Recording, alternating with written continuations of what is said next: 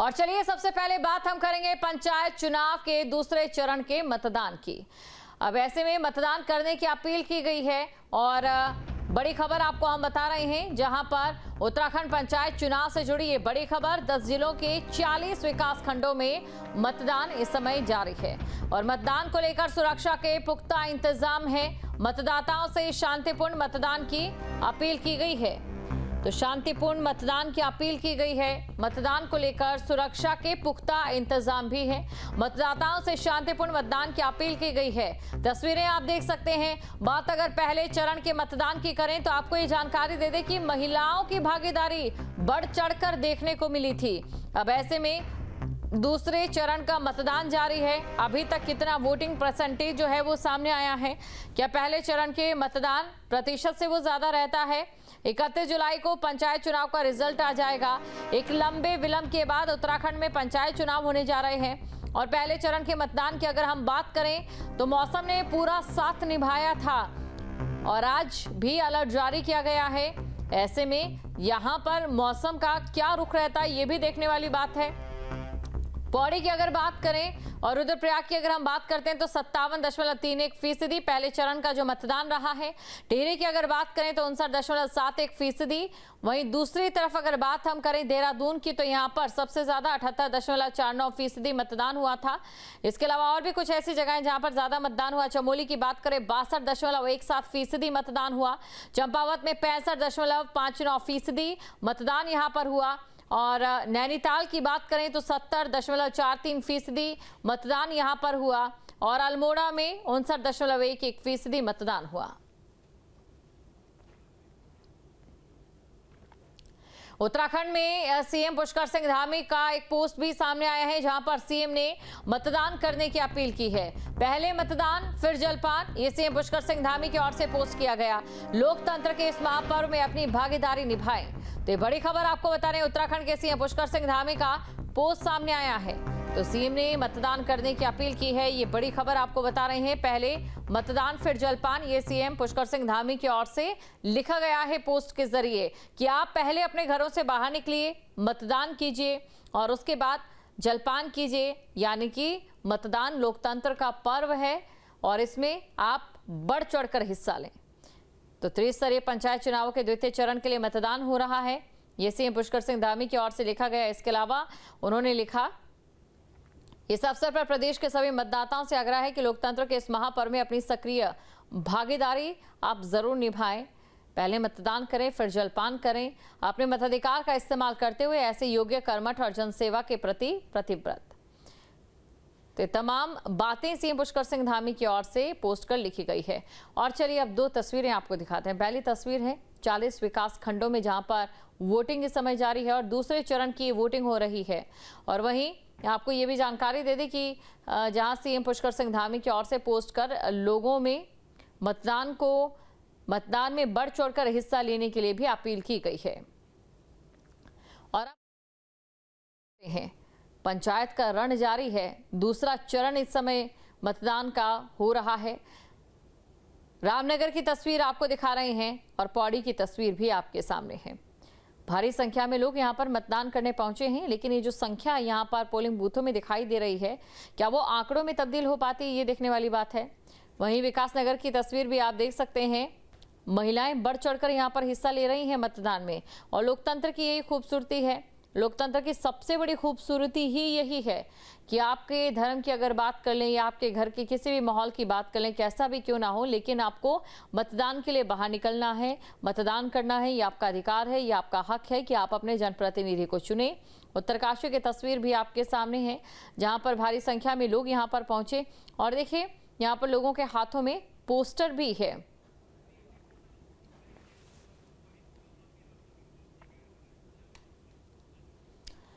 तो तमाम जो संवाददाता हैं वो भी हमारे साथ जुड़ चुके हैं, उनके पास भी हम चलेंगे और उनसे भी तमाम चीज़ों के बारे में जानेंगे। इस समय किस तरीके से जो मतदान की प्रक्रिया है वो चल रही है। आपको ये जानकारी दे दें कि दूसरे चरण का मतदान इस समय जारी है। तो दूसरे चरण का मतदान जारी है और हल्द्वानी की तस्वीर आपके सामने है, काशीपुर की तस्वीर।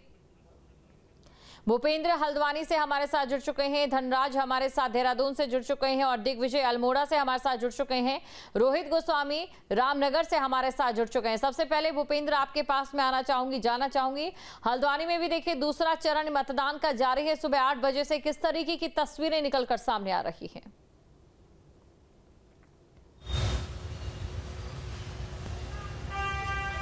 जी बिल्कुल, हल्द्वानी में सुबह 8 बजे से मतदान शुरू हो चुका है और अगर बात की जाए आंकड़ों की तो 10 बजे तक लगभग 13% जो आंकड़ा है वो पार हो चुका है और मतदाता धीरे धीरे अब आने लगे हैं, क्योंकि बूथों पर जो पोलिंग बूथ है वहाँ पर जो सुबह का समय था उस टाइम पर जो मौसम था, मौसम में थोड़ा बदलाव आया और उसके बाद जो सुबह का समय था उस टाइम पर थोड़ा बारिश भी हुई, लेकिन बारिश के बाद अब जो मौसम है वो खुल गया है और अगर बात की जाए तो अब उमस भरा मौसम जरूर है, लेकिन जो मतदाता हैं वो लगातार पोलिंग बूथ पर आ रहे हैं और जो उनके अगर बात की जाए जिनको वो अपना मत देने आए हैं और उनकी लगातार जो तादाद है वो बढ़ती जा रही है। और हल्द्वानी विकासखंड की बात की जाए या हल्द्वानी के आसपास जितने भी पोलिंग बूथ हैं, लगभग 197 जो पोलिंग बूथ है वहाँ पर चाक चौबंद जो पुलिस की सुरक्षा व्यवस्था है, उसके साथ साथ जो सेक्टर मजिस्ट्रेट से लेकर तमाम जो आला अधिकारी हैं वो मतदान को बहुत ही सुरक्षा व्यवस्था के साथ करवा रहे हैं। जी बिल्कुल, और धनराज के पास भी हम चलते हैं, देहरादून से हमारे साथ जुड़े हुए हैं।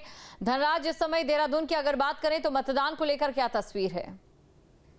जी बिल्कुल, देखिए आज सुबह से जो दूसरे चरण का मतदान है वो 8 बजे से शुरू हो चुका था और अभी तक देखा जाए कि जो देहरादून की यदि मैं बात करूँ तो 3 विकास खंडों में यहाँ पर चुनाव हो रहा है, जिसमें रायपुर, डोईवाला और विकास नगर शामिल है। और यदि अभी तक बात करें तो जो प्रशासन की तरफ से आंकड़े जारी किए गए हैं उसमें साफ तौर पर 12 बजे तक के आंकड़े जारी किए गए हैं और 12 बजे तक 33.7% मतदान हो चुका है। यानी कि अंदाजा लगाया जा रहा है कि शाम तक कहीं ना कहीं जो 6 बजे तक वोटिंग चलेगी और तब तक कहीं ना कहीं जो मतदान की प्रक्रिया है वो शांतिपूर्वक कराई जाएगी और जो प्रतिशत है वो कहीं ना कहीं 80 पार कर सकता है, क्योंकि आपने पिछली बार भी देखा होगा पहले चरण में भी जो मतदान हुआ था उसमें 78% मतदान कहीं ना कहीं राजधानी देहरादून से कराया गया था और इस बार भी जो दूसरे चरण का मतदान है इसमें भी उम्मीद जताई जा रही है कि 80% जो मतदान है वो यहाँ से कराया जाए। और लगातार हम सुबह से ही देख रहे हैं कि तमाम जो वोटर हैं वो उनका उत्साह कहीं ना कहीं देखने वाला है,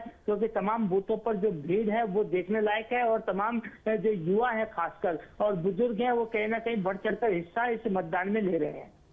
बिल्कुल धनराज, और तस्वीरों में भी हम ये देख सकते हैं एक बड़ा आंकड़ा जो है यहाँ पर मतदान करने पहुंचा, लेकिन इसी के साथ एक सवाल यहाँ पर जरूर खड़ा हो रहा है और उसका जवाब हम दिग्विजय से लेंगे।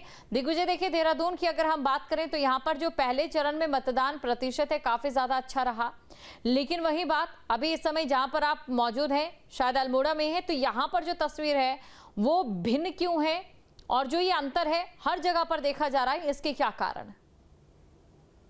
अभी मैं शहर बूथ पे खड़ा हूँ, यहाँ काफी अच्छी पोलिंग हुई है, लगभग 5 घंटे का समय बीत चुका है और यहाँ अगर हम मानते 35-40% के आसपास लोगों ने मतदान कर दिया है।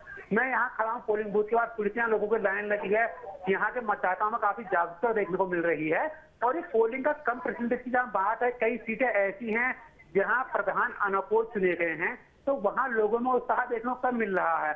अगर प्रधान आपको जो अनअपोज चुने गए हैं तो उसके अलावा जिला पंचायत के चुनाव होने हैं, क्षेत्र पंचायत के चुनाव होने, उसको लेके गांव में कई जगह उत्साह कम है। लेकिन जिस बूथ पे मैं हूँ ये शहर बूथ है, अगर हम यहाँ प्रधान की बात करें 6 से 7 लोग यहाँ मैदान में हैं, यहाँ लोगों में इतना उत्साह है चुनाव को लेके। वहीं यहाँ की जिला पंचायत सीट में लोग ठोक रहे हैं, यहाँ काफी भीड़ है, महिलाओं की खासी तादाद यहाँ देखी जा रही है। मेरे पीछे हमारे दर्शक देखेंगे पूरी महिलाओं की लाइन लगी हुई है, ये सड़क से लगा हुआ बूथ है तो महिलाओं की लंबी लंबी कतारें यहाँ देखी जा रही हैं और लोगों में उत्साह है। चुनाव देर से हो रहा है, स्वाभाविक बात है, प्रधान का चुनाव है तो इसमें लोगों की इच्छा रहती है कि उनका कैंडिडेट जीते और कैंडिडेटों ने ये मतदाताओं को लुभाने के लिए पूरे प्रयास किए हैं। सबसे बड़ा सवाल यही है कि जिन लोगों ने यहाँ वोट किया है उन्होंने किसके पक्ष में मतदान किया है। 31 तारीख तक सभी को इंतजार करना पड़ेगा। फिलहाल अभी की हम बात कर रहे हैं, मौसम उन्होंने बहुत बढ़िया बना हुआ है, आसमान में बादल है, बारिश के हल्की फुहारे जिले के कुछ स्थानों में है, मौसम बहुत साथ दे रहा है वोटरों का और लगातार यहाँ वोटरों को बूथ तक लाने के लिए हर एक कैंडिडेट जीतो और मेहनत कर रहा है। जी बिल्कुल। और साथ ही रोहित भी हमारे साथ जुड़ चुके हैं रामनगर से। रोहित के पास हम चलते हैं। रोहित, लगता है पहले चरण की बात कर लें, दूसरे चरण की बात कर लें तो इंद्रदेव खुद लोकतंत्र के इस महापर्व में भागीदारी बन रहे हैं और मौसम सुहावना बना हुआ है। आज रामनगर चल रहा है और अभी 12 बजे 50% मतदान क्षेत्रों में बात की जाए तो मौसम यहाँ गर्मी है, डालने केंद्रों पर महिलाओं की, पुरुषों की और युवा जो का मौसम यहाँ पे है। और इसका बादल की किया है और जो मौसम में बदलाव होता है, लेकिन उसके बावजूद भी लोग यहाँ मतदान करने के लिए भारी मात्रा में अपने घरों से निकल रहे हैं और मतदान केंद्रों पर पहुंच रहे हैं। बिल्कुल। धनराज, आपके पास मैं आना चाहूंगी और जानना चाहूंगी पंचायत चुनाव किस पर आधारित है? पार्टी की जो आइडियोलॉजी है वो कितनी प्रभावित कर रही है? हालांकि सिंबल की अगर बात करें तो नाम इसको लेकर सामने नहीं आए, वहीं दूसरी तरफ विकास का मुद्दा कितना ज्यादा, पलायन का मुद्दा कितना ज्यादा? का चुनाव होता है और गांव की सरकार बनाई जाती है। इसको लेकर कहीं ना कहीं बीजेपी और कांग्रेस भले ही बड़े बड़े दावे कर रहे हो, लेकिन एक खास बात यह है कि इसमें बीजेपी या कांग्रेस का सिंबल शामिल नहीं किया जाता है, अलग से ही सिंबल मिलता है। लेकिन तो सिंबल के होने के बावजूद कहीं ना कहीं बीजेपी और कांग्रेस के लोग कहीं ना कहीं दावा करते हुए भी नजर आ रहे हैं कि जीत बीजेपी की होगी या फिर जीत कांग्रेस की होगी। लेकिन देखिएगा, जो मुद्दे होते हैं, गांव के मुद्दे होते हैं, विकास के मुद्दे होते हैं और वोटरों से ही बात की गई है तो उनका यही कहना है कि जो विकास के मुद्दे हैं उस मुद्दों पर वो अपने प्रत्याशी को चुनेंगे और उसी मुद्दे पर वो वोट करेंगे। तो कहा जा सकता है कि जो गाँव के मेन मुद्दे हैं, सड़क के हैं, बिजली के हैं, जल पानी के हैं, इस तरह के जो मुद्दे होते हैं उनको लेकर कहीं ना कहीं ये मतदान किया जाता है। और प्रत्येक व्यक्ति चाहता है कि उनके जो परिवार का व्यक्ति खड़ा है उसको वोट दें या फिर विकास के मुद्दों को वोट दें। तो इस तरीके से देखा जाए तो गांव की जो सरकार होती है वो कहीं ना कहीं विकास के मुद्दों पर चुनी जाती है। बिल्कुल। और भूपेंद्र भी हमारे साथ बने। भूपेंद्र, आपके पास आना चाहूंगी, जहां पर आप मौजूद हैं वहां पर अभी तक कितना मतदान जो है वो प्रतिशत हो चुका है और इसके अलावा आगे कितनी और तैयारियां हैं मौसम के अनुसार? क्या अभी दोपहर बाद जो है और ज्यादा इसमें बढ़ोतरी देखने को मिलेगी?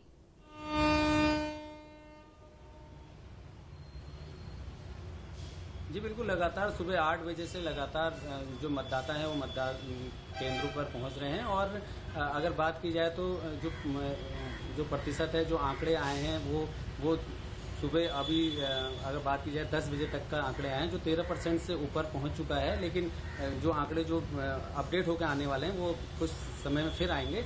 लेकिन अगर बात की जाए हल्द्वानी के आसपास जो ग्रामीण परिक्षेत्र है, जो क्षेत्र है, वहाँ पर खास तौर पर जो मतदाता हैं वो विकास कार्यों को लेकर और जो उनकी मूलभूत सुविधाएं हैं, पानी, जल, सड़क, जितनी भी जो सुविधाएं हैं उनको लेकर आए हैं। और क्योंकि जो अगर मौसम की बात की जाए तो मौसम सुबह ठीक ठाक बारिश तो नहीं हुई थी, लेकिन फुहार सी थी। लेकिन उसके बाद मौसम खुला। मौसम खुलने के बाद अब जो इंद्रदेव हैं वो मेहरबान भी हैं, क्योंकि कहीं ना कहीं वो भागीदार बनने जा रहे हैं। बिल्कुल। और ये तस्वीरें जो है अलग अलग हम दर्शकों को दिखा रहे हैं और इसी के साथ चलते हैं हमारे अगले संवाददाता की ओर। तस्वीरें हर जगह की आपको दिखा रहे हैं। दिग्विजय, आपसे ये समझना चाहूंगी, देखिए पहाड़ की अगर हम बात करें तो पहाड़ में एक चीज जो है बेहद खास रहती है कि नारी सशक्तिकरण यहाँ पर काफी ज्यादा दिखाई देता है। यही वजह है कि महिलाएं जो हैं सबसे आगे हैं, सर्वप्रथम है और आगे बढ़कर जो संख्या उनकी पहुंच रही है पोलिंग बूथ तक, वो काबिले तारीफ है। बिल्कुल, आपने सही कहा। पहाड़ की बात करें, महिला यहाँ काफी सशक्त हैं। महिलाएं बढ़ चढ़ कर वोट कर रही हैं। अगर हम पहले चरण का मतदान देखें उसमें भी महिलाओं की तादाद खासी थी, उन्होंने पुरुषों को पछाड़ दिया है। ये दिखाता है कि लोकतंत्र में महिलाओं की कितनी आस्था है और कितने जागरूक है अपने अधिकार के प्रति। ग्रामीण क्षेत्र में पहाड़ों की बात करें, लगातार यहाँ महिलाएं ज्यादा हैं। वो घर के काम से लेकर खेतों की सारी जिम्मेदारियों का निर्वहन करती हैं। तो महिलाओं के ऊपर इस पंचायत चुनाव में बहुत ज्यादा दबाव रहता है कि वोट देना है और वो वोट देने आ भी रही हैं। अब की बार पंचायत चुनाव में एक खास चीज देखने को मिली है। लोगों का कहना है, भले ही दबे जुबान पर लोग कह रहे हैं कि चुनाव में खर्चे ज्यादा बढ़ गए हैं और ये खर्चे ज्यादा हो रहे हैं पुरुषों के ऊपर। जो महिलाएं हैं वो लोग सही आदमी को चुन रही हैं, मुद्दे तय कर रही हैं। पंचायत में आरक्षण के बाद महिलाएं ताकतवर हुई हैं।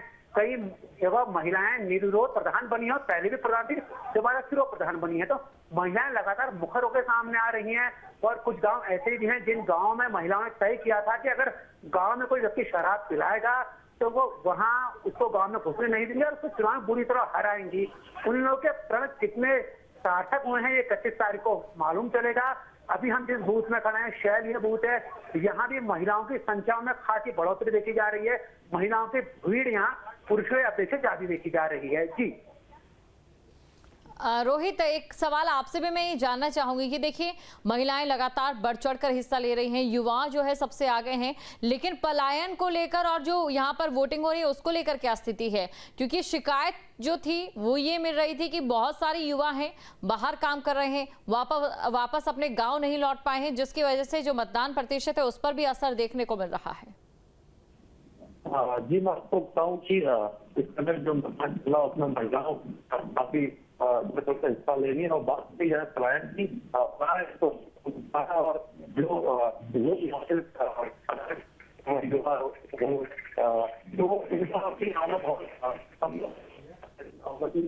कई लोग अपने जॉब में है तो कई कर रहे हैं तो यहाँ पे पलायन कर चुके हैं वो इस बार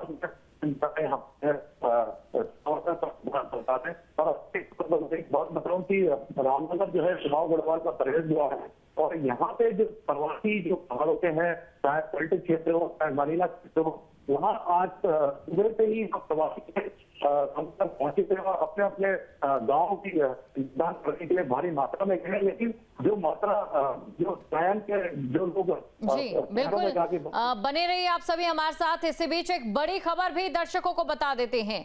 तो बड़ी खबर इस समय पंचायत चुनाव से जुड़ी बड़ी खबर, जहां पर मतदान प्रतिशत की अगर हम बात करें तो उसके आंकड़े निकलकर सामने आ रहे हैं। और बड़ी खबर आपको हम बता दें, जहां रामनगर में 12 बजे तक 30.50% मतदान हुआ। पंचायत चुनाव से जुड़ी ये बड़ी खबर आपको बता रहे हैं। तो रामनगर में 12 बजे तक 30.50% ही मतदान हुआ है। तो बड़ी खबर आपको बता रहे हैं। देखिए आंकड़े जो हैं वो सामने आ रहे हैं। पंचायत चुनाव से जुड़ी ये बड़ी खबर आपको हम बता रहे हैं। 12 बजे तक की अगर बात करें तो 30.50% मतदान हुआ है। हालांकि देखिए अभी काफी लंबा समय भी है, ऐसे में ये मतदान प्रतिशत बढ़ेगा भी, कितना बढ़ पाता है ये देखने वाली बात रहेगी। और अभी तक ये मतदान प्रतिशत शायद उस गति से आगे नहीं बढ़ा है जिस गति से सोचा जा सकता था। पंचायत चुनाव से जुड़ी बड़ी खबर, रामनगर में 12 बजे तक 30.50% मतदान हुआ। पंचायत चुनाव से जुड़ी ये खबर आपको हम बता रहे हैं। रामनगर की अगर बात करें तो 12 बजे तक 30.50% ही मतदान हुआ है। और प्रदीप बिष्ट पौड़ी से हमारे साथ बने हुए हैं। प्रदीप, इस समय पौड़ी की अगर हम बात करें तो मतदान को लेकर क्या स्थिति?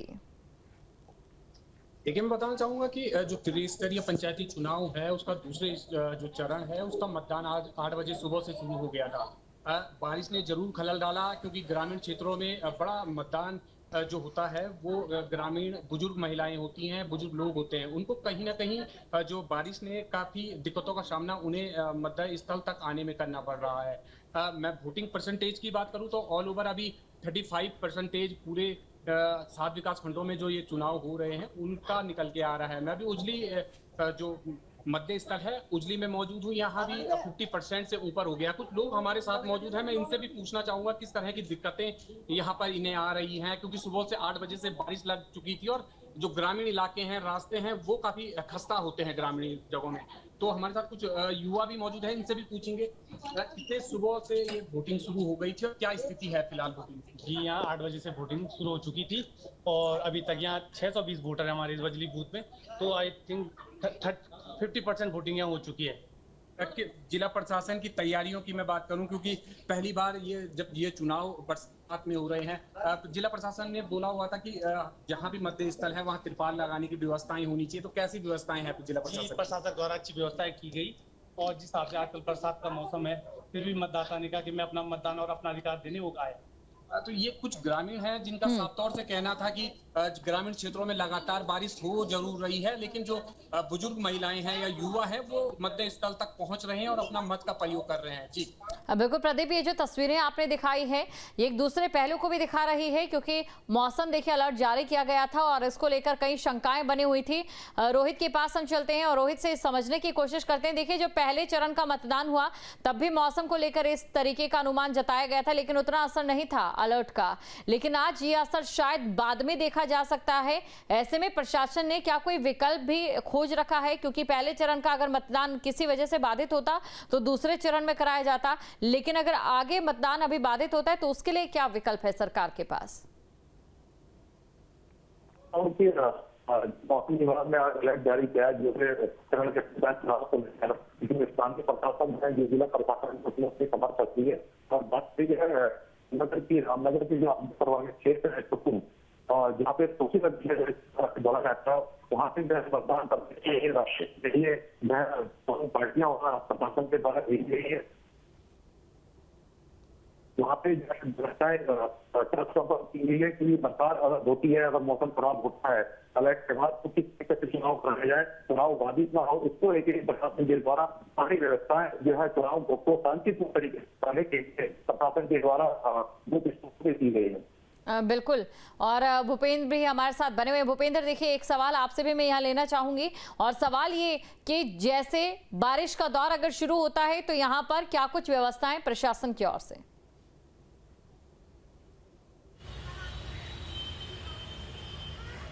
जी बिल्कुल, अभी जो मौसम है वो पूरा खुला हुआ है, उमस भरा मौसम है, लेकिन बादल भी हैं। लेकिन अगर बारिश हो जाती है या फिर कोई ऐसी स्थिति होती है तो प्रशासन द्वारा जो बाहर जो लोग हैं उनको अंदर किया जाएगा, क्योंकि जो पोलिंग बूथ हैं वहाँ पर काफ़ी जगह जो कक्ष हैं या जो केवल एंटर की व्यवस्था है उनके नीचे उनको ठहराया जाएगा, क्योंकि जो बाहर लोग होंगे, बाहर जो बिल्कुल, यानी कि जैसी स्थिति यहाँ पर बनेगी उस तरीके की व्यवस्था की जाएगी। तिरपाल भी लगाए जा सकते हैं। शुक्रिया आप सभी का तमाम जानकारी को दर्शकों तक पहुँचाने के लिए। जहाँ भक्ति है हर शब्द में, कथाओं में छिपे हैं दिव्य रहस्य, और ज्योतिष देता है जीवन को दिशा। धर्म से जुड़ी हर बातों को जानने के लिए हमारे चैनल स्तुति को सब्सक्राइब